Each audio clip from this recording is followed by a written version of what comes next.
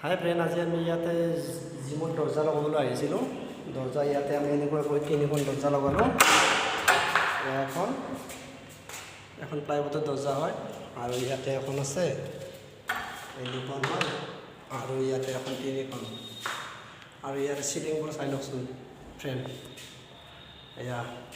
ইয়াতে এইটো ৰুমৰ চিলিং ইয়াতে এনেকুৱা হয়, এইবিলাক চিলিং হয়, আৰু ইয়াতে এনেকুৱা ৰঙৰ টাইলছ লগোৱা হৈছে। আৰু আপোনালোকক আমি এতিয়া